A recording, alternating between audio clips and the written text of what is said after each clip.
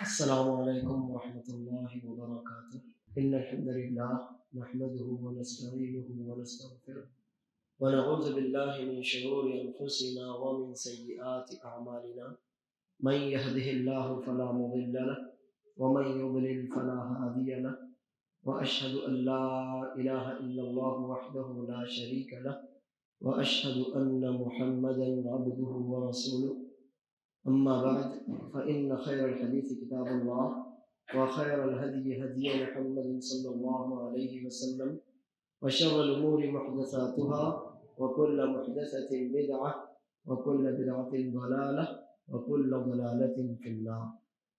محترم حاضرین، الحمدللہ ہم نے جو چیپٹر شروع کیا ہے وہ ہے تفسیر التوحید اور شہادت اللہ الہ الا اللہ. یعنی ہم ماشاء اللہ لگاتار 3 ہفتوں سے توحید کی تفسیر، تشریح، وضاحت جانتے، سیکھتے اور سمجھتے آ رہے ہیں، اور اسی کے ساتھ ہم لا الہ الا اللہ، اس شہادت کا، گواہی کا معنی کیا ہے، مفہوم کیا ہے، الحمدللہ اس کو بھی ہم اللہ کی توفیق سے سمجھنے کی کوشش کر رہے ہیں. اب اگر کوئی آپ سے پھر پوچھے کہ توحید کی تفسیر کیا ہے، کیا اس کا خلاصہ ہو سکتا ہے، تو آپ کہیے کہ توحید یہ 2 چیزوں سے مل کر مکمل ہوتی ہے. توحید 2 چیزوں سے مل کر مکمل ہوتی ہے. نمبر 1، نفی. آپ نفی کر دیں، انکار کر دیں کہ عبادت کے لائق، عبودیت کے لائق، الوہیت کے لائق کوئی نہیں ہے. اگر ہے تو وہ صرف اللہ. یہی توحید کی تفسیر.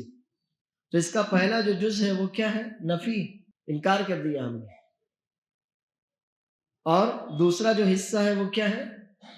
اثبات، مانا ہم نے، اقرار کیا ہم نے. نفی یعنی انکار اور اثبات یعنی اقرار. نفی یعنی نہ ماننا، انکار کر دینا، رد کر دینا، نفی. اور اثبات یعنی اقرار، مان لینا، تسلیم کر لینا، کسی چیز کو ثابت سمجھ لینا. تو لا الہ، اللہ کے علاوہ جتنے بھی ہیں جن کی بھی عبادت کی جاتی ہے اس کا ہم نے انکار کر دیا. اور الا اللہ، اکیلے اللہ کے لیے عبادت کو ہم نے ثابت کیا. تو اللہ کے لیے عبادت کا اقرار، ثبوت، اور اللہ کے علاوہ سے عبادت کا انکار، یہ دونوں جز ملیں تو ہماری توحید مکمل ہوتی ہے. یہ دونوں جز، یہ دونوں حصے مل جائیں تو ہماری توحید مکمل ہوتی ہے. یہی توحید کی تفسیر. الحمدللہ اللہ کا فضل ہے کہ لگاتار 3 دروس میں جو بھی ہم نے سیکھا، تو 3 آیتیں ہم نے اس درس کے تحت پڑھی. پہلی آیت تھی سورہ بنی اسرائیل کی آیت نمبر 56 57. دوسری آیت تھی سورہ زخرف آیت نمبر 26 27 28. اور تیسری آیت تھی سورہ توبہ، سورہ براءہ آیت نمبر 31. الحمدللہ یہ تینوں آیتیں ہم نے اچھی طرح سے سمجھنے کی کوشش کی ہے، اور ان تینوں آیتوں کو سامنے رکھ کر ہم نے اس بات کو جاننے کی بھی کوشش کی ہے کہ توحید کی تفسیر کیا ہوتی ہے، اور کس طرح سے شیخ الاسلام محمد بن عبد الوہاب رحمہ اللہ نے توحید کی تفسیر کو، جو میں نے 2 جز بتائے، ان کو کس طرح سے ان آیتوں کو سامنے رکھ کر دلیل بنا کر سمجھانے کی کوشش کی ہے. اب وہ جو 3 آیتیں ہم پڑھ چکے ہیں، اگر ان میں کوئی سوال آپ کے ذہن میں ابھی ہو کہ ہم نے درس سنا لیکن گھر جانے کے بعد ذہن میں بات آئی کہ ارے ایک بات تو رہ گئی، یا کوئی بات سمجھ میں نہیں آئی، تو اگر ایسی کوئی بات ہو، آپ پوچھنا چاہتے ہو، تو آپ بے شک پہلے پوچھ لیں تاکہ وہ چیپٹر مکمل ہو جائے اور ہم اگلی آیت کی طرف منتقل ہو سکیں. ان تینوں آیتوں سے متعلق کوئی سوال ہے کسی کے ذہن میں؟ کوئی ایسی بات ہے جو تھوڑی سی سمجھ میں آنے سے رہ گئی ہو؟ اگر ہے تو پوچھیں، اور اگر نہیں ہے تو ہم درس کے اگلے حصے کی طرف بڑھتے ہیں، اور وہ ہے 4تھی آیت.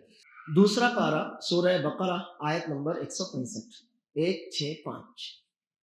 اللہ عز و جل فرماتا ہے وَمِنَ النَّاسِ مَن يَتَّخِذُ مِن دُونِ اللَّهِ أَندَادًا يُحِبُّونَهُمْ كَحُبِّ اللَّهِ وَالَّذِينَ آمَنُوا أَشَدُّ حُبًّا لِلَّهِ. وَمِنَ النَّاسِ مَن يَتَّخِذُ مِن دُونِ اللَّهِ أَندَادًا. لوگوں میں سے کچھ ایسے ہیں، یعنی سب نہیں ہیں، لوگوں میں سے کچھ ایسے ہیں جو اللہ کے علاوہ کو انداد، ہم نے اس کے پہلے آپ کو بتایا تھا انداد یعنی ند، اور ند کا مطلب ہوتا ہے ہمسر، برابر، ہم مثل. ند کا مطلب ہوتا ہے ہمسر، برابر، ہم مثل، ایک جیسا. جیسے کہ حدیث آپ کو معلوم ہوگی کہ ایک صحابی رسول اللہ صلی اللہ علیہ وسلم کی خدمت میں حاضر ہوئے، کوئی بات ہوئی تو انہوں نے کہا کہ ما شاء اللہ و شئت، جو اللہ چاہے اور آپ چاہیں. رسول اللہ صلی اللہ علیہ وسلم ناراض ہوئے اور فرمایا اجعلتنی للہ ندا، کیا تم نے مجھ کو اللہ کے برابر بنا دیا؟ قل ما شاء اللہ وحدہ، بلکہ آپ کیا کہیں، جو اللہ چاہے. اور کون اللہ اکیلا؟ تو یہاں پر وحدہ کہنے کی ضرورت یہ تھی، یہ بتانا تھا کہ اللہ تعالیٰ کے برابر، اللہ کے ہمسر، اللہ کے جیسا کوئی نہیں ہے. اللہ کے برابر، ایکول، مساوی، یکساں، اللہ کے جیسا، اللہ کے مثل کوئی نہیں ہے. اسی کو کہتے ہیں ند. اور حدیث بھی ہم نے سنی ہے کہ اللہ کے رسول صلی اللہ علیہ وسلم کی خدمت میں ایک صحابی عبداللہ بن مسعود رضی اللہ عنہ حاضر ہوئے اور پوچھا یا رسول اللہ صلی اللہ علیہ وسلم ای الذنب اکبر عند اللہ، اللہ عز و جل کے یہاں سب سے بڑا گناہ کون سا ہے؟ رسول اللہ صلی اللہ علیہ وسلم نے جواب دیا ان تجعل للہ ندا وہو خلقک، اللہ نے آپ کو پیدا کیا اور آپ کیا کریں، اللہ کے برابر کسی اور کو بنا بیٹھے، اللہ کے برابر کسی اور کو سمجھ بیٹھے. جو حق اللہ کا تھا آپ اس حق میں اللہ کے علاوہ کسی اور کو بھی شریک کر لیں. تو ند کا مطلب ہوتا ہے برابر، ہمسر، یکساں، ایک جیسا، ایکول. اب آیت کیا کہتی ہے؟ لوگوں میں سے کچھ ایسے ہیں جو اللہ کے علاوہ کو انداز، اللہ کے برابر مان لیتے ہیں، اللہ کے جیسا، اللہ کے یکساں، اللہ کے ہم مثل مان لیتے ہیں. اور کرتے کیا ہیں؟ یحبونہم کحب اللہ، وہ ان سے ایسی محبت کرتے ہیں جیسی محبت کس سے کی جانی چاہیے؟ اللہ سے. تو یہاں پر جو ند بنانا ہوا، یکساں، ہم مثل، ایک جیسا بنانا ہوا، وہ کس میں ہے؟ وہ محبت میں ہے. کس میں ہے؟ محبت میں ہے. اب محبت، دل کا لگاؤ، دل کی چاہت، آپ دل سے کسی چیز کو چاہیں کہ یہ میری ہو، میں وہ کروں، میں وہ کھاؤں، میں وہ پیوں، اس کو محبت کہتے ہیں. آپ کے دل کا خصوصی جھکاؤ، کسی چیز کی طرف آپ کے دل کا خصوصی جھکاؤ، یہ محبت کہلاتا ہے. اب محبت یہ عمل کی بنیاد ہے. محبت کیا ہے؟ عمل کی بنیاد ہے. اگر آپ کو اللہ سے محبت نہیں تو آپ اللہ کی اطاعت بھی نہیں کر سکتے. اولاد کو اپنے والدین سے محبت ہو تو اپنے والدین کی فرما برداری کرے گی، اور اگر والدین کو اپنے بچوں سے محبت ہو تو وہ اپنے بچوں کی تربیت کریں گے، ان کی ضرورتیں پوری کریں گے، ان کی جو جائز خواہشات ہیں، بلکہ اللہ بچائے ناجائز خواہشات بھی. کب پوری کرتا ہے انسان؟ جب اولاد سے محبت ہوتی ہے. شوہر کو بیوی سے محبت ہوتی ہے تو وہ اپنی بیوی کے حقوق ادا کرتا ہے، اور نہیں تو دور بھاگتا. بیوی کو شوہر سے محبت ہوتی ہے تو وہ اپنے شوہر کے لیے وفادار ہوتی، نہیں تو نہیں ہوتی. تو محبت کسی بھی عمل کی بنیاد ہے. بہت سی دفعہ آپ کا جی چاہتا ہے کہ آپ کچھ اچھا کھائیں، تو گویا اس اچھے کھانے کی محبت، اس اچھے کھانے کی طرف جھکاؤ آپ کے دل میں ہے، اس کو کہتے ہیں محبت. اب محبت کی کو ہم الگ الگ دو خانوں میں تقسیم کر سکتے ہیں. ایک تو یہ کہ محبت طبیعت انسان کی فطرت میں طبعی محبت ہے. ایک محبت کون سی ہے؟ طبعی، ہمارے نیچر میں ہے، ہماری فطرت میں ہے. کون سی محبت طبعی ہے؟ والدین کی محبت. آپ کو سکھانا پڑا کہ ماں باپ سے محبت کرو؟ نہیں. اس کے لیے کلاس لینا پڑی آپ کو؟ جی نہیں، وہ آپ کی فطرت میں ہے. اولاد کی محبت، ماں باپ کو اس کے لیے اسکول میں جانا سیکھنا پڑتا ہے، کالج میں جا کر کہ اولاد سے محبت کرو؟ جی نہیں. اس کے لیے کلاس لگوانی پڑتی ہے؟ جی نہیں. پھر کیا ہوتا ہے؟ وہ فطرت میں ہے آپ کی. ایسی میاں بیوی کی آپسی محبت، یہ کیا ہے؟ یہ کون سی محبت ہے؟ کون سی ہے؟ یہ فطری محبت ہے. اللہ عز و جل خود اس رشتے کے ذریعے شوہر کے دل میں بیوی کی اور بیوی کے دل میں شوہر کی محبت ڈال دیتا ہے. تو یہ فطری محبت ہے، اس میں کوئی حرج نہیں، اس میں کوئی حرج نہیں، بلکہ یہ تو مطلوب ہے. اللہ عز و جل کی طرف سے، ہماری شریعت کی طرف سے اس کا آپ سے تقاضا ہے کہ آپ اپنے والدین سے محبت کریں، آپ اپنے بچوں سے محبت کریں، میاں بیوی ایک دوسرے سے محبت کریں، اس میں کوئی حرج کی بات نہیں. اچھا، اب محبت اگر طبیعت اور فطرت ہے تو اس میں کوئی حرج کی بات نہیں ہے. حرج کب ہوگا؟ جب وہ اپنے اعتدال سے بڑھ جائے. حرج کب ہوگا؟ جب وہ اپنے اعتدال، ایک حد ہے کسی بھی چیز کی، ایک حد ہے کسی بھی چیز کی، اگر اس حد سے آگے بڑھ جائے تو پھر وہاں سے حرج شروع ہو جاتا ہے. جیسے شوہر بیوی کی محبت میں والدین کے حقوق مارے اور یہ کہے کہ میں بیوی سے محبت کرتا ہوں، تو ٹھیک ہے آپ محبت کیجئے، مگر آپ کی محبت اب حد سے آگے بڑھ گئی. آپ نے کیا کیا؟ اپنے والدین کے حقوق خراب کیے اس کی وجہ سے، تو اب یہ محبت فطرت سے آگے بڑھ گئی. کوئی اپنے والدین سے محبت کرے، بے شک کرے، لیکن والدین کی محبت میں یا خاص طور پر ماں کی محبت میں بیوی کے حقوق مارے، ایسا ہوتا ہے نہیں ہوتا؟ دونوں باتیں غلط ہیں. محبت اگر طبعی ہے، فطری ہے، تو ضروری ہے کہ وہ اپنی حد میں رہے، اپنے اعتدال میں رہے. آپ بیلنس کر کے چلیں، ایک کے حساب میں دوسرے کا حساب نہ جوڑیں آپ. تو یہ اس پر کوئی حرج اور کوئی اعتراض والی بات نہیں، اور اللہ عز و جل کی طرف سے وہ مطلوب بھی ہے. اللہ کے رسول صلی اللہ علیہ وسلم کی محبت یہ ہماری شریعت کا حصہ ہے. اللہ کے رسول صلی اللہ علیہ وسلم کی محبت یہ ہماری شریعت کا حصہ ہے. کیوں شریعت کا حصہ کیوں ہے؟ اس لیے کہ ہم رسول اللہ صلی اللہ علیہ وسلم سے اس لیے محبت نہیں کرتے کہ آپ محمد بن عبداللہ ہیں، نہیں، آپ محمد بن عبداللہ بن عبد المطلب ہیں، اس لیے ہم محبت کرتے ہیں کیا رسول اللہ صلی اللہ علیہ وسلم سے؟ جی نہیں. ہم رسول اللہ صلی اللہ علیہ وسلم سے اس لیے محبت کرتے ہیں کہ آپ رسول اللہ ہیں. بتائیے، آپ رسول اللہ صلی اللہ علیہ وسلم سے محبت کیوں کرتے ہیں؟ کیا اس لیے کہ آپ محمد بن عبداللہ بن عبد المطلب ہیں؟ اس لیے جی نہیں، تو کوئی بات ہی نہیں ہوئی. کسی بھی مسلمان سے اگر پوچھو تو وہ یہی کہے گا کہ نہیں، رسول اللہ صلی اللہ علیہ وسلم سے محبت اس لیے کرتا ہوں کہ آپ کیا ہیں؟ رسول اللہ ہے نا صلی اللہ علیہ وسلم، اس لیے ہم محبت کرتے ہیں. تو یہ ہے محبت کی دوسری قسم کہ اللہ کے لیے محبت کی جائے. جو آپ کی طبیعت آپ کی فطرت میں نہیں تھی، وہ محبت آپ کی طبیعت آپ کی فطرت کا حصہ نہیں تھی، لیکن آپ نے اس کو اپنا حصہ بنایا. کیوں بنایا؟ اللہ کی خاطر. ہم رسول اللہ صلی اللہ علیہ وسلم سے محبت کرتے ہیں تو کس لیے کرتے ہیں؟ اللہ کے لیے کرتے ہیں نا. تو بنیاد اللہ کی محبت ہوئی کہ نہیں ہوئی؟ ہم رسول اللہ صلی اللہ علیہ وسلم سے محبت کرتے ہیں تو کیا اس وجہ سے کہ آپ انسان تھے اس لیے کرتے ہیں؟ پھر کس لیے کرتے ہیں؟ آپ اللہ کے رسول تھے صلی اللہ علیہ وسلم. تو یہ جو محبت ہے یہ ہماری فطرت کا حصہ نہیں تھی، لیکن شریعت نے اس کو ہماری فطرت کی محبت سے آگے بڑھا دیا. شریعت نے کیا کیا؟ اس کو ہماری فطری جو محبت تھی اس سے بھی آگے بڑھا دیا. ماں باپ محبت فرض ہے ہمارے اوپر، لیکن کیا اللہ کے رسول صلی اللہ علیہ وسلم کی محبت سے زیادہ کریں گے؟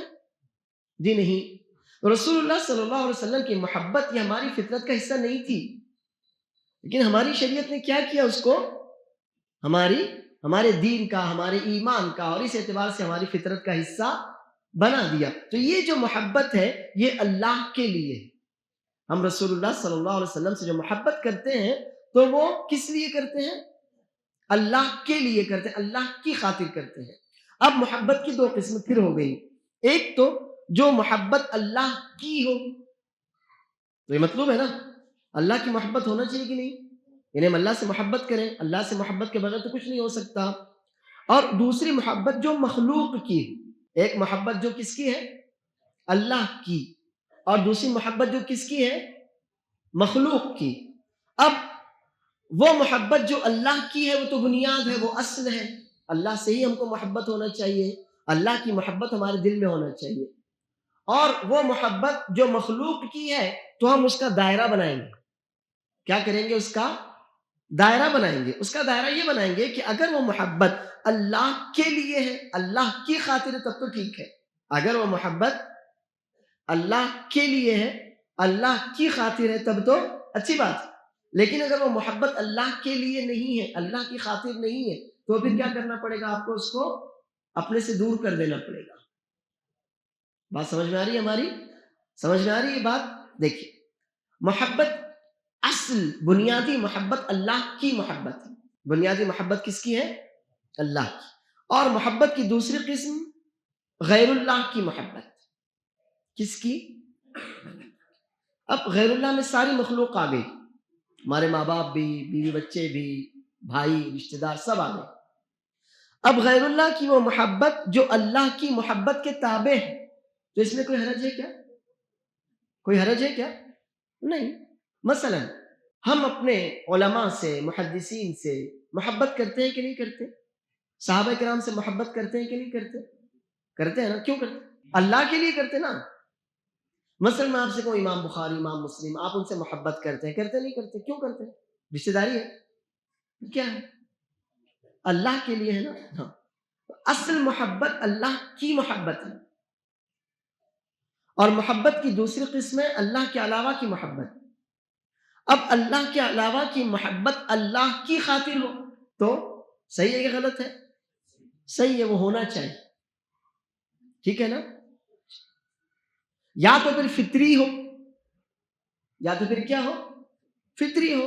تو اس میں بھی کوئی حرج کی بات نہیں ہے.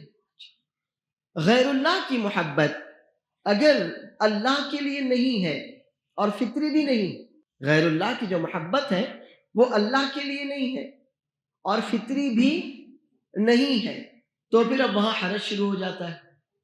وہاں پر کیا شروع ہو جاتا ہے؟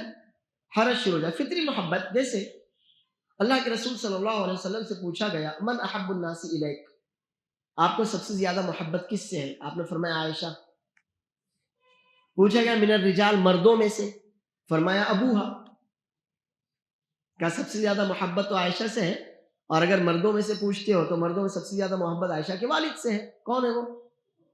ابو بکر صدیق رضی اللہ عنہ. تو یہ محبت فطری بھی ہے اور للہ بھی ہے. فطری محبت، بیوی کی محبت فطرت میں ہے نا. اور ابو بکر کی جو محبت ہے وہ کس لیے ہے؟ وہ اللہ کے لیے.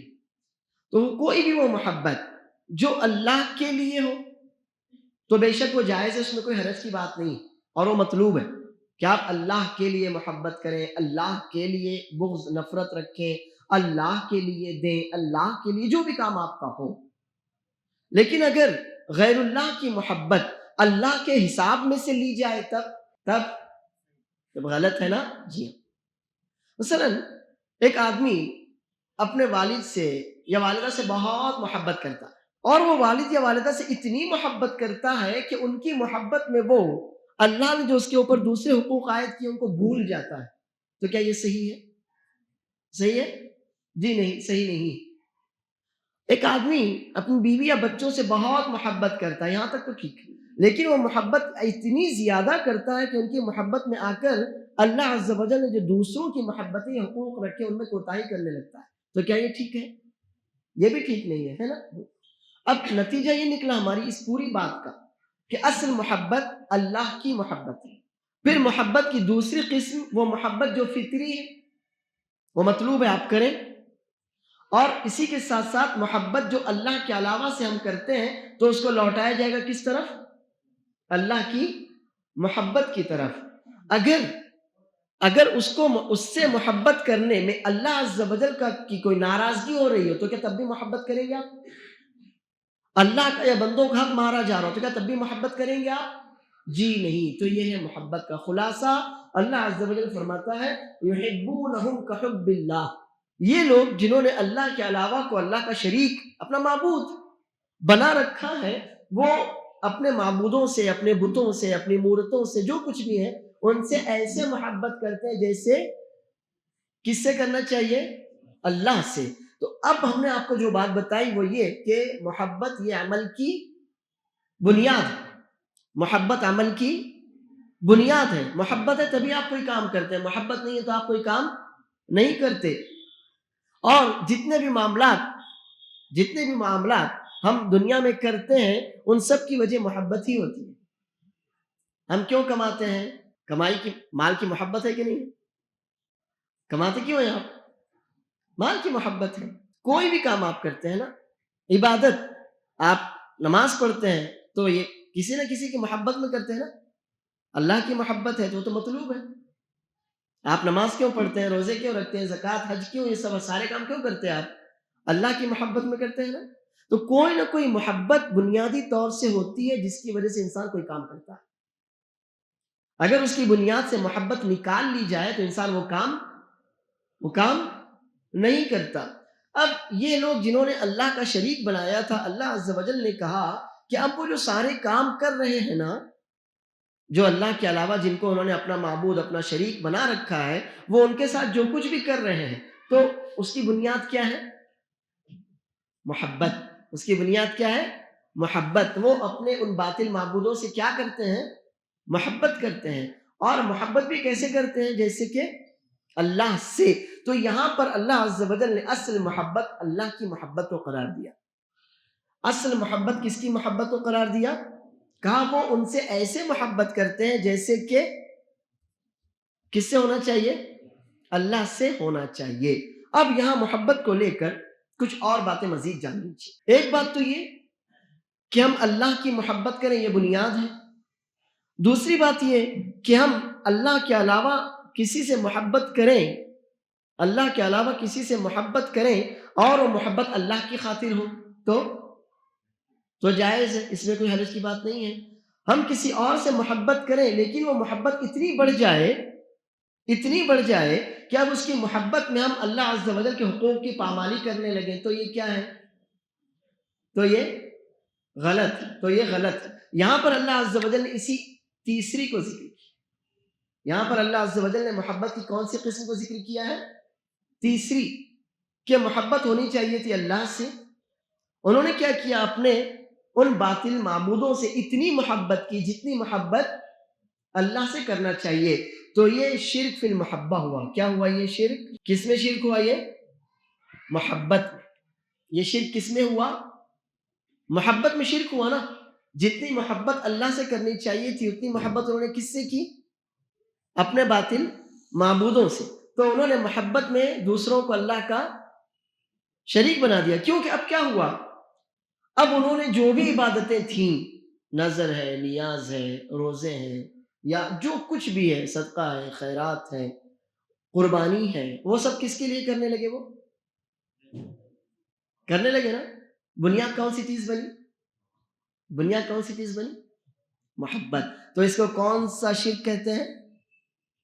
شرک فی المحبہ، محبت کا شرک۔ جو حق اللہ کا تھا آپ نے وہ اللہ کے علاوہ کو دے دیا۔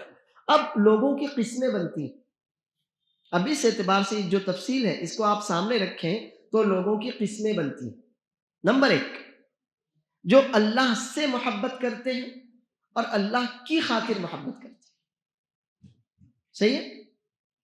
اللہ سے محبت کرتے ہیں اور اللہ کی خاطر محبت کرتے ہیں۔ جیسے کہ میں نے مثال دی، رسول اللہ صلی اللہ علیہ وسلم کی محبت، صحابہ کرام کی محبت، یا پھر اپنی فطری محبت۔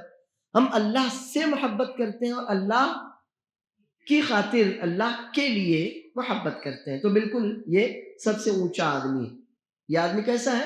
موحد ہے، اس کی توحید میں انشاءاللہ کوئی حرف نہیں۔ دوسرا وہ آدمی ہے جو خالص غیر اللہ سے ہی محبت کرتا ہے۔ دوسرا وہ آدمی ہے جو اس کی اللہ عز و جل کا یا اللہ کی محبت کا کوئی تصور نہیں ہے، جیسے کہ ہمارے آس پاس کے آپ سمجھ سکتے ہیں، ان کی اللہ کا کوئی تصور نہیں، ان کی ساری محبتیں کس کے لیے ہیں؟ غیر اللہ کے لیے ہیں۔ یہ دوسرا ہے۔ تو یہ صحیح ہے کہ غلط ہے؟ یہ غلط ہے۔ تو یہ توحید ہے کہ شرک ہے؟ کیا یہ شرک بھی ہے، کفر بھی ہے نا؟ اچھا، تیسرا وہ آدمی ہے جو اللہ سے محبت کرتا ہے اور اللہ کے جیسی محبت دوسروں سے بھی کرتا ہے۔ تو یہ صحیح ہے کہ غلط ہے؟ کیوں غلط؟ کیوں؟ اسے محبت میں شریک ٹھہرایا ہے نا۔ سب سے زیادہ محبت اللہ کی، بس، ٹھیک ہے نا۔ اب جتنی بھی محبتیں ہیں، چاہے وہ آپ کی فطری ہو یا جو بھی ہو، وہ سب اللہ کی محبت کے تابع ہونا چاہیے۔ وہ سب اللہ کی محبت کے تابع ہونا چاہیے۔ تو بنیاد اللہ کی محبت ہے، باقی کی ساری محبتیں اللہ کی محبت کے تابع ہیں، تو اس میں کوئی حرج کی بات نہیں ہے، بلکہ وہ تو مطلوب ہے۔ اور ایسا آدمی موحد ہے۔ دوسرا وہ آدمی کہ جو سب سے محبت کرتا ہے، اللہ سے ہی نہیں کرتا۔ دوسرا وہ آدمی جو سب سے، یعنی جو بھی جن کو سمجھ رکھا ہے اس نے، ان سب سے محبت کرتا ہے لیکن اللہ سے محبت نہیں کرتا تو یہ شرک ہے بلکہ کفر بھی ہے۔ اور تیسرا وہ آدمی ہے جو اللہ سے بھی محبت کرتا ہے اور دوسروں سے بھی محبت کرتا ہے، تو کیا یہ صحیح ہے؟ پھر یہ کیا ہے؟ یہ شرک۔ اور یہ شرک کون سا ہے؟ تو اس طرح سے لوگوں کی 3 قسمیں ہوتی ہیں۔ ایک موحد جو اللہ سے محبت کرتا ہے اور اللہ کی خاطر محبت کرتا ہے بس۔ دوسرا جو اللہ سے نہیں کرتا، باقی سب دوسروں سے کرتا ہے، تو وہ کیا ہوا؟ وہ مشرک ہوا بلکہ کافر ہو گیا، اللہ ہی کو نہیں مانتا سرے سے۔ اور تیسرا جو اللہ سے بھی محبت کرتا ہے اور دوسروں سے بھی محبت کرتا ہے۔ تو اب ہم مسلمانوں میں پہلا اور تیسرا دونوں پائے جاتے ہیں۔ اب مسلمانوں میں پہلا تو ہے الحمدللہ جو توحید پرست ہے، اللہ نے جن کو توفیق دی کہ وہ اللہ سے محبت کریں اور باقی ساری محبتوں کو اللہ کی محبت کے تابع کر دیں، یہ تو موحد ہیں الحمدللہ اللہ کے فضل سے، اور اللہ کرے ہم بھی ان میں سے ہوں۔ اور جو دوسرا درجہ ہے وہ تو کفر والا ہے کہ اللہ ہی کو نہ مانو باقی سب کو مان لو، وہ تو اللہ کے احسان سے مسلمانوں میں نہیں ہے۔ لیکن تیسرا والا پایا جاتا ہے کہ نہیں پایا جاتا؟ پایا جاتا ہے نا۔ بہت سی دفعہ قرآن کریم کی کوئی آیت، قرآن کریم کا کوئی حکم، رسول اللہ صلی اللہ علیہ وسلم کی کوئی حدیث، نبی کریم صلی اللہ علیہ وسلم کی کوئی بات، کوئی حدیث، کوئی سیرت، کوئی بات، کوئی حدیث ہمارے سامنے آتی ہے، لیکن ہم اس کو تھوڑا سا سائڈ میں کر دیتے کہ نہیں کر دیتے؟ کرتے ہیں نا۔ کیوں کرتے ہیں؟ کیوں کرتے ہیں؟ ہمارے عالم صاحب نے تو ایسا بتایا تھا، یہی ہے نا، ہے کہ نہیں ایسا؟ کہ نہیں ہمارے عالم صاحب نے تو یہ کہا تھا، ہمارے امام صاحب نے تو یہ کہا تھا، اور ہمارے ابا ایسا کرتے ہیں اور ہمارے گھر میں ایسا ہوتا ہے۔ ان ساری باتوں کی وجہ سے ہم اللہ اور اس کے رسول صلی اللہ علیہ وسلم کے فرمان کو، آیت کو، حدیث کو تھوڑا سا سائڈ میں کر دیتے کہ نہیں کر دیتے؟ اور اس کے لیے راستے بھی نکال لیتے ہیں نا۔ تو یہ تیسری قسم ہم مسلمانوں میں ہے کہ نہیں ہے؟ چلیے یہاں تک تھا تو پھر بھی غنیمت تھا، لیکن اگر اطاعت عبادت کے درجے کو پہنچ جائے، اطاعت فرما برداری کس درجے کو پہنچ جائے؟ عبادت کے درجے کو پہنچ جائے کہ جو اللہ کا حق تھا عبادت کا، آپ نے کیا کیا؟ وہ مانگنا ہوا تو کسی اور کے پاس چلے گئے، اولاد نہیں ہو رہی تھی کسی ایک کے پاس چلے گئے، روزی نہیں مل رہی تھی دوسرے کے پاس چلے گئے، شادی نہیں ہو رہی تھی تیسرے کے پاس چلے گئے، تو یہ کیا ہے پھر؟ یہ کیا ہے؟ یہ شرک ہے۔ اور اطاعت سے بڑھ کر کس چیز میں ہو گیا؟ عبادت میں ہو گیا، یہ شرک ہے۔ اور شرک اگر اطاعت میں تھا تو تھا، اس کے بعد اب یہ کہاں تک چلا گیا؟ عبادت میں چلا گیا۔ تو یہ لوگ ہیں جو تیسرے گروہ کے، ہم مسلمانوں میں پائے جاتے ہیں کہ نہیں پائے جاتے؟ اچھا، اس کے بعد اللہ عز و جل آگے فرماتا ہے وَالَّذِينَ آمَنُوا أَشَدُّ حُبًّا لِلَّهِ، لیکن جو مومن ہیں وہ سب سے زیادہ محبت کس سے کرتے ہیں؟ اللہ سے کرتے ہیں۔ جو مومن ہیں وہ سب سے زیادہ محبت اللہ سے کرتے ہیں۔ اس میں 2 باتیں، کتنی باتیں اس میں؟ 2 باتیں دھیان دیجیے۔ ایک تو اللہ نے یہ بتایا کہ ہم مومنین کی محبت بنیادی طور سے اللہ سے ہوتی ہے، اور کیسی ہوتی؟ اشد، شدید ترین، سب سے زیادہ سخت، یعنی ایسی ہوتی ہے کہ کچھ بھی ہو جائے یہ محبت ہمارے دل میں کم نہیں ہو سکتی، کسی اور کی محبت اس کی جگہ نہیں لے سکتی، کسی اور کی محبت اس کے اوپر، یہ ہے اشد کا معنی، شدید ترین، سب سے زیادہ۔ 3 معنی میں نے بتایا، کوئی دہرائے گا 3 معنی کیا بتایا میں نے؟ کوئی اس کے برابر بھی نہیں ہو سکتا ہے نا۔ کسی کی بھی محبت اس کی جگہ نہیں لے سکتی، کسی کی بھی محبت اس کے برابر نہیں ہو سکتی، اور کسی کی بھی محبت اس سے، تینوں باتیں اشد میں۔ دوسری بات، ایک مومن ہے، ایک مسلمان ہے، اگر اسے اولاد چاہیے تو وہ کس سے مانگتا ہے؟ اولاد مل جائے تو کس کا شکر ادا کرتا ہے؟ شادی نہیں ہو رہی ہے تو کس سے مانگتا ہے؟ شادی ہو جائے تو کس کا شکر ادا کرتا ہے؟ کوئی ضرورت ہے کس سے پوری کرواتا ہے؟ ضرورت پوری ہو جائے تو کس کا شکر ادا کرتا ہے؟ اللہ۔ یعنی اس نے خوشی میں، سکون میں، راحت میں کس کو پکارا؟ اللہ کو پکارا۔ کوئی تکلیف تھی، کوئی پریشانی تھی، کوئی مصیبت تھی تو کس کو یاد کیا؟ گیا وہ کسی اور کے پاس؟ گیا نہیں نا۔ دشمن نے اس پر قبضہ کیا تو اللہ کے پاس گیا، دشمن پر اس کو فتح ملی تو کس کے پاس گیا؟ تو بھی اللہ کے پاس گیا۔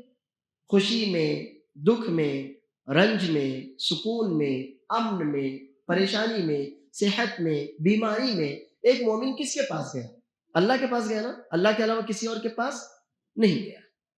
اب وہ لوگ، اس پر دھیان دیجیے ہاں، کیونکہ ہم مسلمانوں میں سے بھی بہت سے لوگ اس بیماری میں مبتلا ہیں، شرک فی المحبہ والی بیماری ہے کہ نہیں مبتلا؟ جی، اللہ مجھ کو اور آپ کو سب کو نجات دے۔ اب ایک آدمی ہے، کوئی بھی ہو سکتا ہے، وہ اس کا کاروبار نہیں چل رہا تھا، ٹھیک ہے، تو کسی بابا کے در پر چادر چڑھانے چلا گیا، اولاد نہیں ہو رہی تھی تو کسی دوسرے فقیر بابا کے پاس تعویذ لینے چلا گیا، بیمار تھا، اچھا نہیں ہو رہا تھا تو کسی درگاہ پر نہانے کے لیے چلا گیا۔ یہ سب ہے کہ نہیں ہے؟ تو یہ بتائیے اب جو دھیان دینے والی بات ہے کہ میں اور آپ اللہ محفوظ رکھے، ثابت قدم رکھے، ہم کچھ بھی ہو جائے اللہ کے علاوہ کسی اور در پر جاتے ہیں کیا؟ اشد، کچھ بھی ہو جائے، نہ ہم اس سے ہٹ سکتے ہیں، ہم اس سے ہٹ نہیں سکتے، یہ محبت ہمارے دل میں انشاءاللہ کم نہیں ہو سکتی، کوئی اس کی جگہ نہیں لے سکتا، برابر ہو سکتی، زیادہ نہیں، کچھ بھی ہو جائے، ہم سکون میں ہو، تکلیف میں ہو، صحت میں ہو، بیماری میں ہو، جوان ہو، بوڑھے ہو، کچھ بھی ہو، ہم اللہ سے ایسی محبت کرتے ہیں کہ اللہ کا در چھوڑ کر کہیں نہیں جا سکتے، جا ہی نہیں سکتے۔ لیکن وہ لوگ جنہوں نے اس کو جانا ہی نہیں، وہ اپنے معبودوں سے، انداز پلورل ہے، جمع سے محبت کرتے ہیں۔ تو اب یہ بتائیے کہ شادی نہیں ہو رہی تھی تو اس کو ایک کے پاس جائے گا نا، کیونکہ وہ صرف شادی کروا سکتا ہے۔ اولاد نہیں ہو رہی تھی تو کس کے پاس جائے گا؟ دوسرے کے پاس جائے گا۔ روزی نہیں مل رہی تھی تو کس کے پاس جائے گا؟ تیسرے کے پاس جائے گا۔ بیمار تھا، صحت نہیں مل رہی تھی، شفا نہیں ہو رہی تھی، کس کے پاس جائے گا؟ چوتھے کے پاس جائے گا۔ بارش نہیں ہو رہی تھی، قحط سالی تھی تو کس کے پاس جائے گا؟ پانچویں کے پاس جائے گا۔ تو اس کی جو محبت ہے وہ ایک تو بدلتی رہتی ہے، اس کی محبت کیسی ہوتی ہے؟ بدلتے رہتی ہے۔ صبح سورج نکلے تو سورج کو سلام کیا، شام میں چاند نکلا تو چاند کے آگے جھک گئے، پانی آیا تو پانی کے آگے جھک گئے، دکان کھولی تو دکان کے آگے جھک گئے۔ تو محبت اس کی کیا ہوتی رہی؟ ٹرانسفر ہوتی رہی۔ کیسی ہوتی رہی؟ ٹرانسفر ہوتی رہی۔ ہماری محبت میں ٹرانسفارمیشن کا کوئی وہی نہیں ہوتا۔ کچھ بھی ہو جائے، مجھے آنکھیں چاہیے، اللہ دے گا، صحت چاہیے، اللہ دے گا، روزی چاہیے، اللہ دے گا، مال چاہیے، اللہ دے گا، دشمن کو فتح چاہیے، اللہ دے گا۔ اور یہاں یہ حال ہے کہ مال چاہیے کوئی ایک کوئی دے گی، دشمن پر فتح چاہیے تو دوسری دے گی، یہی سب ہے کہ نہیں ہے؟ تو ہماری جو محبت ہے وہ کبھی ٹرانسفر نہیں ہوتی، کچھ بھی ہو جائے۔ اور ان لوگوں کی جو محبت ہے تو دیکھیے محبت کی بنیاد یہ انداز ہے، اور انداز یہ پلورل ہے۔ انداز کیا ہے؟ پلورل، پلورل یعنی جمع، بہووچن، جمع ہے۔ اور حب اللہ یہ کیا ہے؟ یہ واحد ہے کہ جمع ہے؟ سنگولر ہے نا، اللہ عز و جل تو اکیلا ہے کہ نہیں؟ ہماری توحید کی بنیاد یہی ہے کہ اللہ عز و جل اکیلا ہے، یہی ہماری بنیاد ہے۔ اب اللہ کے مقابلے میں کون ہے؟ انداز، انداز یعنی جن کو انہوں نے اللہ کا شریک بنا رکھا ہے، یہی تو ہے نا۔ تو وہ ایک ہے کہ بہت سے ہیں؟ جب بہت سے ہیں تو محبت ٹرانسفر ہوئی کہ نہیں ہوئی؟ ہمارے لیے تو ایک کے علاوہ کوئی نہیں ہے، تو ہماری محبت ٹرانسفر ہوگی نہیں ہوگی، بڑھتی چلی جائے گی، کچھ بھی ہو جائے۔ اور یہ جو دوسرے ہیں ان کے پاس تو بہت سے ہیں نا، کوئی دن کا ہے، کوئی رات کا ہے، کوئی جنگ کا ہے، کوئی فتح کا ہے، کوئی شادی کا ہے، کوئی بچے کا ہے، کوئی کسی اور کام کا ہے۔ تو اب ان کی محبت کیا ہوئی؟ ٹرانسفر ہوئی نا۔ جب ایک اس کی ضرورت پڑی تو اس کو پوجا، دوسرے کی ضرورت پڑی دوسرے کو پوجا، تیسرے کی ضرورت پڑی تیسرے کو پوجا، اور ہمارے کو ایک کے علاوہ ضرورت ہی نہیں پڑتی، ہمارے کو ایک کے علاوہ ضرورت نہیں پڑتی۔ تو یہ اچھی طرح سے پوائنٹ یاد رکھیے جو اللہ نے فرمایا اشد، پوائنٹ یاد رکھیے کہ جو مومنین ہیں ان کی محبت اللہ کے لیے سب سے زیادہ سخت ہے، مضبوط ہے، ہل نہیں سکتی، نہ کم ہو سکتی ہے نہ برابر ہو سکتی ہے، کوئی محبت اس کی برابری کر لے، اور نہ کسی اور کی محبت اس سے زیادہ ہو سکتی ہے۔ مثلا آپ مجھ سے پوچھیں گے کہ آپ کو سب سے زیادہ کون سا معبود پسند ہے، تو میں کیا جواب دوں گا؟ میں کہوں گا آپ کا سوال غلط ہے، کوئی آپشن والی بات دے رہا ہوں کہ میں اللہ سے ڈروں ذرا، یہ سوال ہی غلط ہے. کیوں غلط ہے؟ کون بتائے گا؟ معبود ایک ہی ہے نا بھائی. اگر کوئی سوال کرتا ہے آپ کو سب سے زیادہ کون سا معبود پسند ہے، تو آپ کہیں گے بھائی یہ تو سوال ہی غلط ہے، کیونکہ ہمارا معبود تو ایک ہی ہے. وَهُوَ الَّذِي فِي السَّمَاءِ إِلَٰهٌ وَفِي الْأَرْضِ إِلَٰهٌ وَهُوَ الَّذِي فِي السَّمَاءِ إِلَٰهٌ وَفِي الْأَرْضِ إِلَٰهٌ. اللہ ہی ہے، آسمانوں میں بھی وہی معبود ہے اور زمین میں بھی دوسرا کوئی نہیں ہے. تو میں کیا کہوں گا بھائی آپ کا سوال غلط ہے، کیونکہ میرا تو ایک ہی معبود ہے اور یہاں آپشن کی کوئی گنجائش نہیں ہے. ختم ہو گئی بات. ٹھیک. ایک غیر مسلم کے پاس جائیں گے، مہاراشٹر والے سے پوچھیں گے تو کسی کا نام بتائے گا، بہار والے سے پوچھیں گے تو وہ دوسرے کا بتائے گا، کیرلا والے سے پوچھیں گے تو وہ تیسرے کا بتائے گا. ایسا ہوتا رہے گا کہ نہیں ہوتا رہے گا؟ یہی حال ہے کہ اللہ فرماتا انداد اتنے زیادہ ہیں کہ خود ان کو نہیں معلوم کب کس کو پوجنا ہے، کب کس کو پکارنا ہے، کس علاقے میں کس کی پوجا ہوتی ہے، ان کو خود نہیں معلوم. لیکن میں مسلمان ہوں تو میں بتا سکتا ہوں دنیا کے کسی بھی کونے میں اگر مسلمان ہے تو وہ ایک کو ہی ماننے والا ہے کہ نہیں ہے. لیکن ایک غیر مسلم اگر یہاں اورنگ آباد میں ہے تو اسے نہیں معلوم کہ افریقہ میں رہنے والا غیر مسلم وہ سب سے زیادہ کس معبود کی عبادت کرتا، نہیں معلوم اس کو. اسی لیے اللہ عز و جل نے کہا اندادن. نکرہ کا مطلب یہ ہوتا ہے کامن جنرل. کون ناؤن ہے وہ؟ کیا ہے وہ؟ Common noun. کوئی بھی ہو سکتا ہے، پھر وہ کوئی کو گدھا بھی ہو سکتا ہے، کچھ بھی ہو سکتا ہے. تو اب مسئلہ ہمارا پھر سے آیا محبت پر. اللہ عز و جل اس میں یہ بتانا چاہتا ہے کہ محبت کا حقیقی و حقدار اللہ عز و جل ہے. لیکن وہ لوگ جنہوں نے اللہ کے علاوہ کو اپنا کرتا دھرتا سمجھ رکھا ہے وہ کیا کرتے ہیں؟ انہوں نے اللہ کی جیسی محبت کرنی چاہیے تھی ویسی محبت ان معبودوں سے کرنے لگے، ان بتوں سے وہ کرنے لگے. اور پھر اللہ نے ہماری تعریف کی. کیا تعریف کی؟ والذین آمنوا اشد حبا. ہماری تعریف ہے کہ نہیں ہے؟ تعریف ہے نا کہ جو مومنین ہیں وہ ساری کی ساری محبتیں صرف اللہ سے، اللہ کے لیے، اللہ سے کرتے ہیں اور اللہ کے لیے کرتے ہیں. اللہ کے علاوہ کا ان کے یہاں کوئی تصور نہیں ہے. یہ محبت کی بات ہے. اب آپ میں سے کون مجھے بتائے گا کہ اس میں شہادت جو ہم نے تفسیر التوحید پڑھی اس کی کون سی بات اس میں بیان کی گئی ہے؟ توحید کی تفسیر جو ہم نے پڑھی ہے، جو ہمارا چیپٹر ہے، اس میں کون سی بات بتائی گئی ہے؟ توحید کی تفسیر ہم پڑھ رہے ہیں نا، توحید کی وضاحت، ایکسپلینیشن. تو اس میں توحید کا کون سا ایکسپلینیشن ہے؟ اس میں دونوں ہے نا بھائی.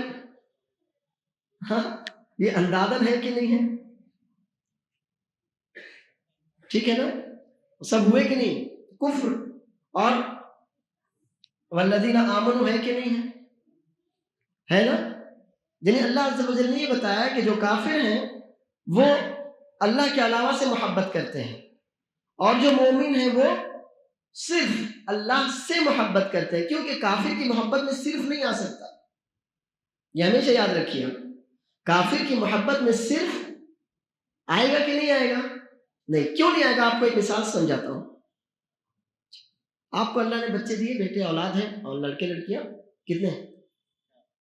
اللہ حفاظت کرے.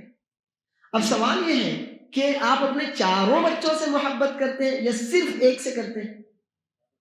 ہاں، ڈریے مت، بولیے. ہے نا؟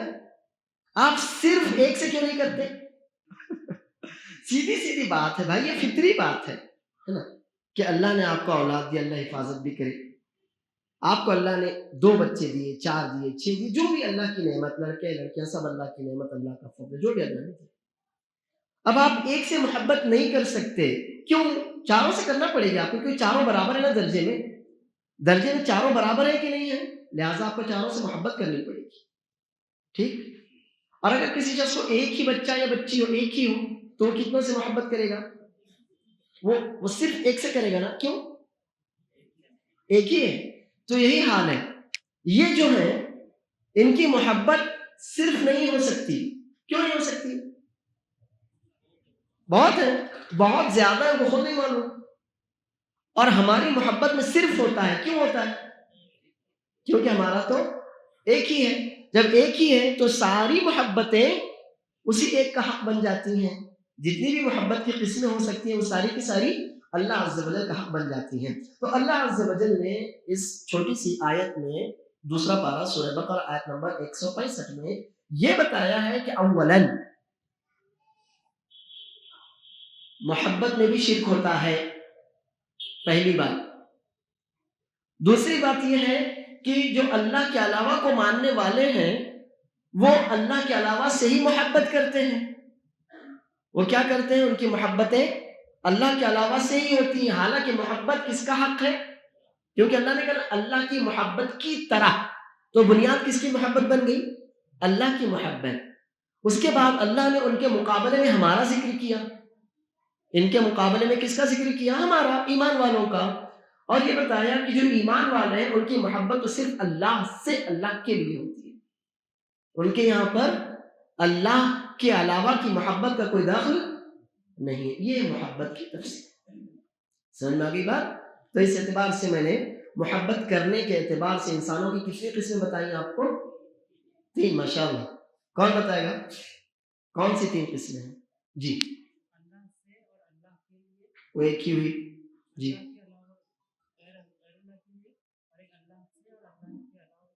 دوسروں سے، بارک اللہ فیک، یہی ہے۔ ایک تو آپ اللہ سے محبت کریں اور جتنی بھی محبت ہے وہ سب اللہ کی محبت کے تابع کر دیں۔ دوسری کہ آپ اللہ سے نہ کریں، باقی سب سے کرنے لگ جائیں۔ اور تیسری اللہ سے بھی کریں اور دوسروں سے بھی کریں۔ اب ان میں سب سے اچھی قسم کون سی؟ ہاں، میرا سوال غلط ہے، سب سے کا سوال ہی نہیں اٹھتا نا، میں پوچھوں ان میں اچھی قسم کون سی ہے؟ سب سے تو وہاں ہوتا جہاں کچھ کم زیادہ والی بات ہوتی ہے کہ نہیں؟ ان میں سے 2 غلط ہیں اور صرف ایک ہی صحیح ہے، تو وہی ایک اچھی، اس کے علاوہ دونوں غلط ہیں۔ تو محبت کرنے کے اعتبار سے انسانوں کی 3 قسمیں ہوتی ہیں، جو صرف اللہ سے محبت کرتا ہے اور دوسرے سب کی محبت، چاہے فطری ہو یا کوئی بھی ہو، دوسرے سب کی محبت اللہ کی محبت کے تابع کر دیتا ہے، وہ موحد ہے۔ جو اللہ سے محبت کرتا ہے دوسروں سے بھی محبت کرتا ہے تو وہ مشرک ہے۔ شرک کون سا کر رہا ہے؟ وہ محبت والا شرک کر رہا ہے۔ اور تیسرا جو اللہ سے نہیں کرتا باقی سب سے محبت کرتا ہے۔ اگلی بات جو میں نے بتائی وہ یہ بتائی آپ کو کہ جو اللہ سے محبت کرتا ہے اس کے یہاں پر صرف کا تصور ہے، عقیدہ، اور جو اللہ کے علاوہ سے محبت کرتا ہے اس کی محبت ٹرانسفر ہوتی رہتی ہے، لہٰذا وہاں وہ صرف نہیں کہہ سکتا کیونکہ اس کی محبت کے حقدار بہت سے ہوتے ہیں۔ اسی لیے کہتے ہیں کہ توحید انسان کو ایک کا بنا دیتی ہے، وفادار بنا دیتی ہے، اور شرک انسان کو ہرجائی بنا دیتا ہے۔ توحید کیا کرتی ہے؟ آپ کو وفادار بنا دیتی ہے، میں خوش رہوں تو بھی اللہ کا ہوں، کوئی تکلیف ہو جائے تو بھی اللہ کے علاوہ نہیں جا سکتا، میرا کچھ نہیں ہے، اللہ کے علاوہ کہیں نہیں ہے۔ لیکن جو شرک کرتے ہیں وہ کیا ہوتے ہیں؟ ہرجائی سمجھتے ہیں نا، جہاں فائدہ ملتا ہے وہاں جاتے ہیں، جہاں نقصان سے بچنا ہوتا ہے وہاں جاتے ہیں۔ تو توحید آپ کو ایک چوکھٹ کا پابند کر دیتی ہے اور شرک آپ کو آپ کے لیے دنیا کی ساری چوکھٹیں کھول دیتا ہے۔ جو تیسری بات جو میں نے آپ کو بتائی وہ یہ ہے کہ محبت عمل کی بنیاد، والدین کی فرما برداری محبت کی وجہ سے کرتے ہیں، اولاد کی خواہش پوری محبت کی وجہ سے کرتے ہیں، تو محبت عمل کی بنیاد ہے اور یہی ہماری عبادتوں کی بنیاد بھی ہے، یہی ہماری عبادتوں کی بنیاد بھی ہے کہ ہم اللہ سے محبت کرتے ہیں تو اس کی عبادت کرتے ہیں، اس کی اطاعت کرتے ہیں۔ اگر ہمارے دل سے اللہ نہ کرے، محبت اللہ کی محبت نکال دی جائے تو ہم اللہ کی فرما برداری کریں گے کیا؟ اور جب فرما برداری ہی نہیں کریں گے تو پھر عبادت کریں گے کیا؟ جی نہیں۔ تو محبت عمل کی بنیاد ہے، اسی محبت کی وجہ سے ہم اللہ کی فرما برداری کرتے ہیں اور اسی محبت کی وجہ سے ہم اللہ کی عبادت بھی کرتے ہیں۔ اب جنہوں نے محبت کا حق دوسروں کو دے دیا تو انہوں نے گویا اللہ تعالیٰ کا کیا بنا دیا؟ شریک بنا دیا۔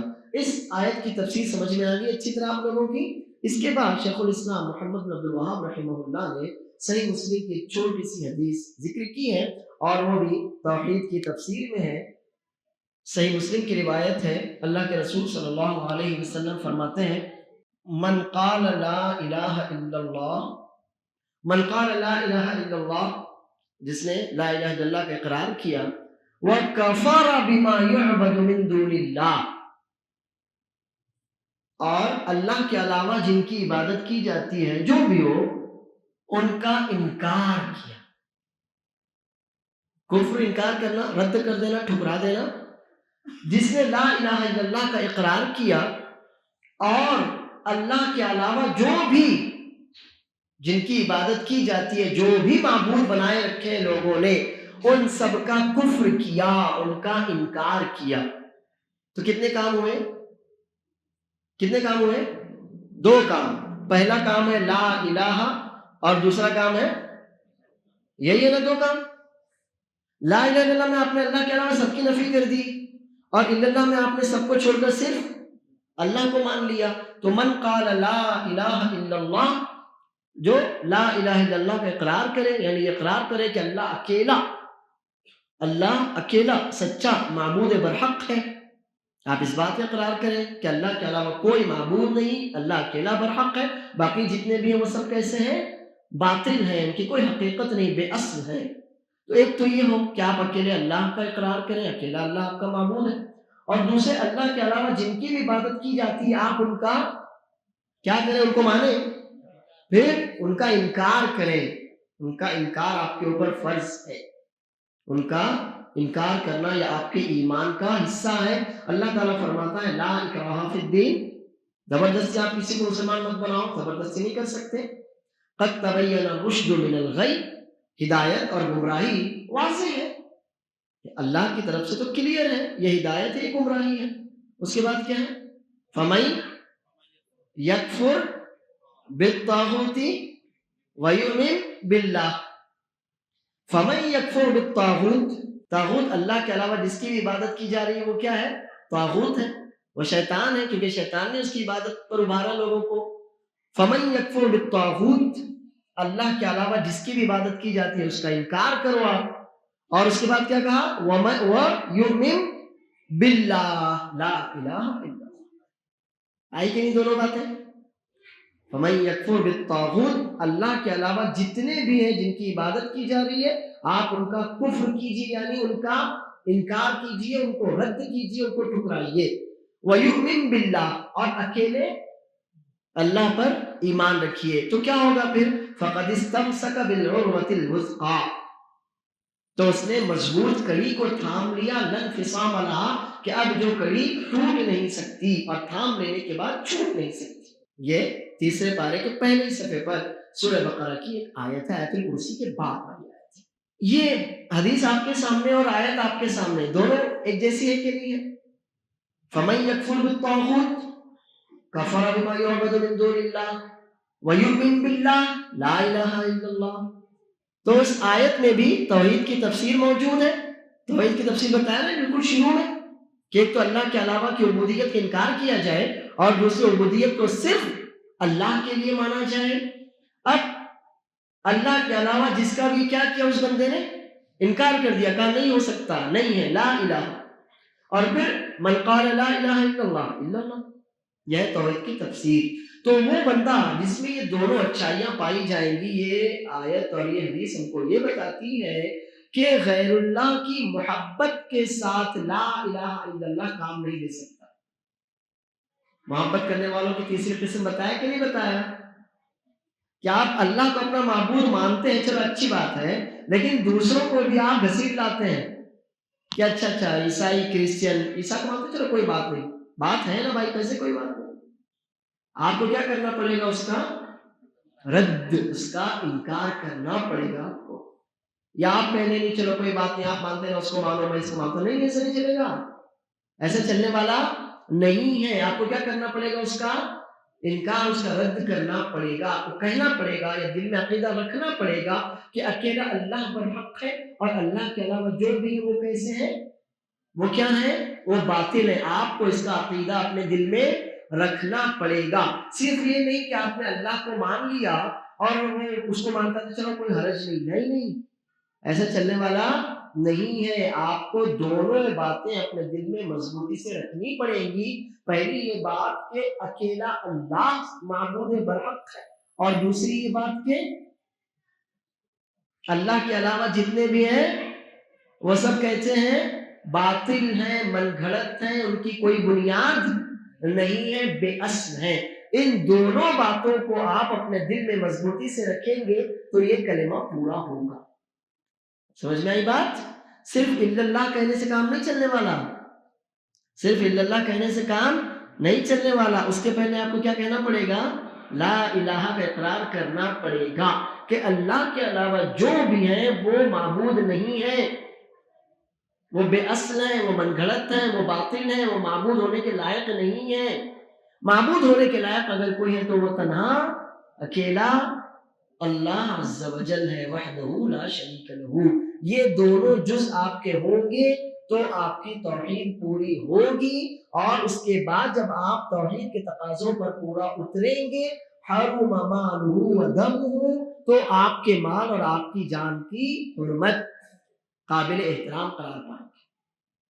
آپ جب اس شرط پر پورا اتریں گے تب آپ کی جان اور آپ کا مال قابل احترام قرار پائیں گے۔ یعنی اب جب بھی کوئی مسئلہ ہوتا ہے تو مسلمانوں کے اوپر آپ کی حفاظت کرنا فرض ہوگا، آپ کے خلاف جنگ نہیں چھڑی جائے گی، آپ کا مال نہیں چھینا جائے گا، آپ کو قتل بلا وجہ نہیں کیا جائے گا۔ یہ مطلب ہوتا ہے جان اور مال کے حرام قابل احترام ہونے کا۔ تو جو آدمی اللہ کے علاوہ کی الوہیت کا انکار کرے گا، اکیلے اللہ کے لیے الوہیت عبادت کو ثابت کرے گا، وہی اس بات کا حقدار ہوگا کہ اس کی جان اور مال کی حفاظت کی جائے، انہیں قابل احترام سمجھا جائے۔ ہاں رہا مسئلہ آپ کیا گناہ کرتے ہیں، کیا اچھا کرتے ہیں، تو وہ ہمارا کام نہیں ہے، وہ کس کا کام ہے؟ وہ حساب ہوا اللہ عز و جل، اللہ عز و جل کا کام ہے، وہ آپ کا حساب لے گا۔ ہم آپ کا حساب لینے کے پابند نہیں ہے، ہر آدمی اپنا حساب خود اللہ کو دے گا۔ تو یہ آیت جو ہم نے پڑھی اس میں بھی توحید کی تفسیر میں نے آپ کو سمجھایا کس طرح، اور یہ حدیث تو بالکل کلیئر، یہ حدیث بالکل کلیئر ہے۔ من قال لا الہ الا اللہ، کلمے کا دوسرا حصہ، اور وکفر بما یعبد من دون اللہ، کلمے کا پہلا حصہ لا الہ الا اللہ۔ تو یہ آیت اور یہ حدیث ہم کو یہ بتاتی ہیں جو آج ہم نے پڑھی کہ محبت کی کئی قسمیں ہیں، جن میں سب سے اونچا وہ ہے جو صرف اللہ سے محبت کرتا ہے، اور دنیا کی جتنی بھی محبتیں ان کو وہ اللہ کی محبت کے تابع کر دیتا ہے۔ ہم نے یہ جانا کہ محبت کسی بھی عمل کی بنیاد ہوتی ہے، محبت کی وجہ سے دنیا میں کام انجام پاتے ہیں، محبت کی وجہ سے ہم اللہ کی اطاعت کرتے ہیں، محبت کی وجہ سے ہم اللہ کی عبادت کرتے ہیں۔ اب وہ لوگ جو اللہ کی جیسی محبت دوسروں سے کرتے ہیں تو وہ دراصل مشرک ہیں، کیونکہ انہوں نے اللہ کا حق دوسروں کو دیا، اور اس شرک کو کیا نام دیا جائے گا؟ محبت کا شرک۔ اس شرک کو کیا نام دیا جائے گا؟ محبت کا شرک۔ اور اس کے بعد پھر سے ہم آئے توحید کی تفسیر کی طرف کہ توحید مکمل اس وقت ہوتی ہے جب بندہ اللہ کے علاوہ جتنے بھی معبود لوگوں نے بنا لیے ہیں ان سب کا انکار کر دے۔ یہ نہیں کہ چلو ٹھیک ہے تم جس کو مانتے ہو مانو، نہیں، ایسا نہیں چلنے والا، ایسا نہیں چلنے والا۔ دو اور دو چار ہی ہوتے ہیں، 5 نہیں ہوتے نا۔ آپ کہیں گے غلطی سے، تو وہ غلطی ہی ہے، پھر وہ کیا ہے؟ وہ غلطی ہے، اس کو ایکسیپٹ نہیں کیا جاتا۔ تو جیسے یہ بات ہے اسی طرح یہ بات بھی ہے کہ اکیلا اللہ عبادت کا حقدار ہے، عبادت کی ساری قسموں کا حق تنہا اللہ کو ہی حاصل ہے۔ ہم یہ حق یا اس میں سے کسی بھی طرح کا چھوٹا سا بھی حق اللہ کے علاوہ کو نہیں دے سکتے۔ اگر کوئی دیتا ہے تو ہم اس کو کہیں گے کہ بھائی یہ شرک ہے، آپ کو ایسا نہیں کرنا چاہیے، ہم اس میں کمپرومائز نہیں کر سکتے۔ توحید کے معاملے میں کسی بھی طرح کا کمپرومائز نہیں ہو سکتا۔ توحید واضح ہے، شرک اور کفر واضح ہے۔ تو یہ نہیں ہو سکتا کہ ایک آدمی غیر اللہ کو پوجے اور آپ کہیں نہیں چلو تم بھی ٹھیک، تم تمہاری جگہ ٹھیک، ایسا نہیں ہو سکتا۔ آپ کم از کم اپنے دل میں اس کے غلط ہونے کا عقیدہ ضرور رکھیے۔ اور دوسری بات یہ ہے کہ پھر آپ اکیلے اللہ کی عبادت پر جم جائیے۔ یہ دونوں چیزیں ملتی ہیں تو توحید مکمل ہوتی ہے، اور جس بندے کی توحید مکمل ہو جائے مسلمانوں کا فرض ہے کہ اس کے جان اور مال کی حفاظت کریں، اس کو قابل احترام سمجھیں۔ اور رہا مسئلہ کسی کے حساب کا، تو ہم کسی کا حساب لینے کا حق نہیں رکھتے. ہر ایک کے حساب لینے کا حق اکیلے اللہ عز و جل کو حاصل ہے. وباللہ التوفیق وصلی اللہ وسلم وبارک علی نبینا محمد. اگر کوئی سوال ہو تو آپ پوچھ سکتے. وہ مجاور بھی گناہ گار ہے اور جو جا رہے ہیں وہاں پر وہ بھی گناہ گار ہے، کیونکہ مجاور ان سے شرکیہ اعمال کروا رہا ہے، ان کے شرک کرنے پر راضی ہے اور ان کے شرکیہ اعمال ہی کی تو روزی کھا رہا ہے. تو مجاور بھی ان کے شرک میں برابر کا حصے دار ہے، بلکہ وہ ان کا سردار ہے. گناہ سب کا ہو، اللہ معاف کرے. اللہ کی محبت ہماری فطرت کا حصہ ہے. اللہ کی محبت ہماری فطرت کا، ہمارے نیچر کا حصہ ہے کہ اللہ نے مجھ کو پیدا کیا، اللہ مجھ کو کھلاتا پلاتا ہے، روزی دیتا ہے. تو اب اللہ کا مجھ پر احسان ہے نا، تو احسان کرنے والے سے محبت ہمارا فرض بنتا ہے. آپ کہیں جا رہے ہو، آپ پیدل جا رہے تھے، آپ کو رکشہ آٹو کچھ نہیں ملا، اب ایک آدمی آپ کے پاس آیا تھا، بھائی جان کہاں جانا ہے، چلیے میں پہنچا دیتا ہوں. تو اس نے آپ کے ساتھ نیکی کی، تو آپ کے دل میں اس کی محبت آئے گی کہ نہیں آئے گی؟ حالانکہ اس نے کوئی بہت بڑی نیکی نہیں کی، لیکن اس نے تھوڑا سا کام کیا نا، تو اس کی محبت آپ کے دل میں آئی، آپ اس کے احسان مند ہوئے. تو یہ فطری محبت ہے. تو ہم اللہ سے اس لیے محبت کرتے ہیں کہ اس نے ہمارے ساتھ یہ سارے احسان کیے. اب اس کے بعد اللہ کی محبت ہماری شریعت کا حصہ ہے، کیونکہ محبت کا تقاضا ہے اطاعت اور عبادت. محبت کا تقاضا کیا ہے؟ اطاعت اور عبادت. اب ہم جب جان گئے کہ اللہ کے علاوہ کوئی نہ پیدا کر سکتا ہے، نہ کچھ دے سکتا ہے، نہ بیمار کر سکتا ہے، نہ شفا دے سکتا ہے، نہ بارش برسا سکتا ہے، تو اب بندے کی ضرورت ہے کہ وہ فرما برداری کرے اور عبادت کرے. تو اب کیا کریں گے ہم اپنی اس محبت کی وجہ سے؟ اللہ کے احسان مند ہوئے آپ، تو اب اللہ کے آگے جھکنا آپ کا فرض بن جاتا ہے. تو اس طرح اللہ کی محبت ہماری فطرت نیچر بھی ہے اور ہماری شریعت بھی ہے. اولاد سے محبت اور بیوی سے محبت فطری محبت ہے. اللہ کے لیے ہونا چاہیے. اللہ کے لیے ہونا چاہیے مطلب آپ کیوں محبت کر رہے ہیں اپنی اولاد سے؟ اس لیے کہ اللہ نے اس کا حکم دیا. بیوی سے محبت کیوں کر رہے ہیں؟ کیونکہ اللہ نے اس کا حکم دیا، اس لیے محبت کر رہے ہیں نا. دوسری بات، اللہ کے لیے جو محبت کی جاتی ہے وہ اللہ کے حقوق کی پامالی میں نہیں ہوتی. اللہ کے لیے جو محبت ہوتی ہے وہ کس لیے ہوتی ہے؟ اللہ کے حقوق کی حفاظت کے لیے ہوتی ہے. اللہ کے حقوق کی پامالی کے لیے نہیں ہوتی. اللہ کے حقوق کی پامالی میں اگر وہ محبت ہے تو پھر وہ محبت اللہ کے لیے نہیں ہے. اللہ کے لیے کون سی محبت مانی جائے گی؟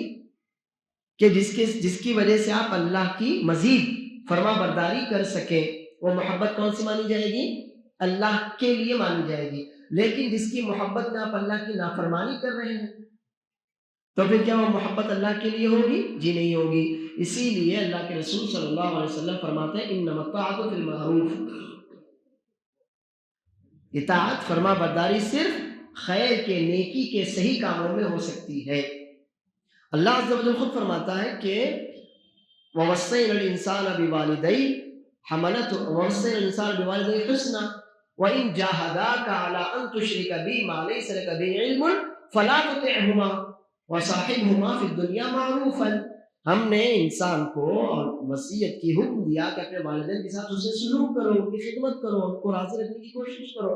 لیکن اگر وہ تم کو اللہ کے ساتھ شرک کرنے کا حکم دیتے ہیں تو اب اگر کوئی بندہ کہتا نہیں امی نے بولے تھے اس لیے دھاگا باندھ لیا، امی کسی بابا کے پاس سے پڑھوا کر لے آئیں اور ابا نے بولے تھے اس لیے حاجی علی کی درگاہ پہ چلا گیا، تو اس نے کیا کیا؟ پھر اس نے کیا کیا؟